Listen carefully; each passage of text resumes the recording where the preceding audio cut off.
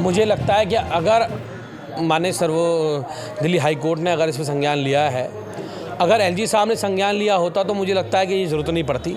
लेकिन एलजी साहब ने उन भ्रष्ट अधिकारियों को डीडीए के बचाने का काम किया जिनकी लापरवाही की वजह से उनकी माँ बेटे की मौत हुई। मैं कहता हूँ एलजी साहब ऐसे अफसरों पे कार्रवाई करो जिनकी वजह से उन डीडीए की वजह से जिनकी उन माँ बेटे की मौत हुई है।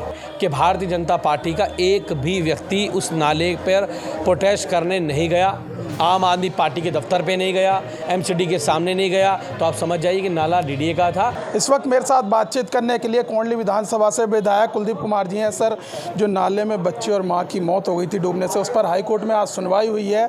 डीडीए और एमसीडी को जमकर फटकार लगाई है और 10 दिन में स्टेटस रिपोर्ट भी मांगी गई है। उस पर क्या? मुझे लगता है कि अगर माननीय दिल्ली हाई कोर्ट ने अगर इस पर संज्ञान लिया है, अगर एलजी साहब ने संज्ञान लिया होता तो मुझे लगता है कि ये ज़रूरत नहीं पड़ती। लेकिन एलजी साहब ने उन भ्रष्ट अधिकारियों को डीडीए के बचाने का काम किया जिनकी लापरवाही की वजह से उनकी माँ बेटे की मौत हुई। और एलजी साहब ने अगर उन पर कार्रवाई की होती तो हाई कोर्ट को संज्ञान नहीं लेना पड़ता। लेकिन ये दुखद है कि एलजी साहब मौका देख के राजनीति करते हैं और वो आज अधिकारियों को खुली छूट देने का काम कर रहे हैं। मैं कहता हूँ एलजी साहब ऐसे अफसरों पर कार्रवाई करो जिनकी वजह से उन डीडीए की वजह से जिनकी उन माँ बेटे की मौत हुई है। जिस तरीके से लगातार डीडीए और एमसीडी के बीच में विवाद चल रहा है कि नाला एमसीडी का है, डीडीए और एमसीडी कह रहे डीडीए का है। देखिए, वो तो सुप्रीम कोर्ट ने माने हाई कोर्ट ने उसके लिए कहा है। लेकिन मैं पूरी जिम्मेदारी से कह सकता हूँ कि नाला जो है डीडीए के पास है।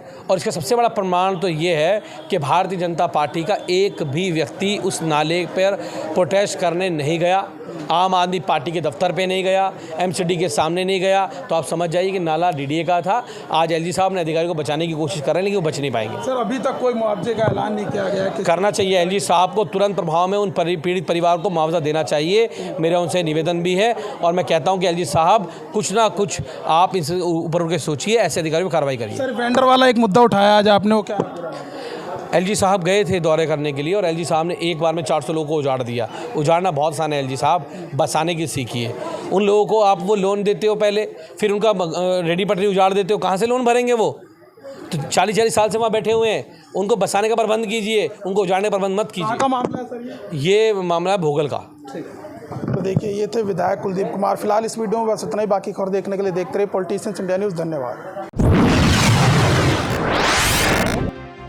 अगर आपको हमारा वीडियो अच्छा लगा तो हमारे चैनल को सब्सक्राइब करें, हमारी वीडियो को लाइक करें, शेयर करें और ऐसे ही देश की तमाम बड़ी खबरों के लिए जुड़े रहें पॉलिटिशियंस इंडिया के साथ।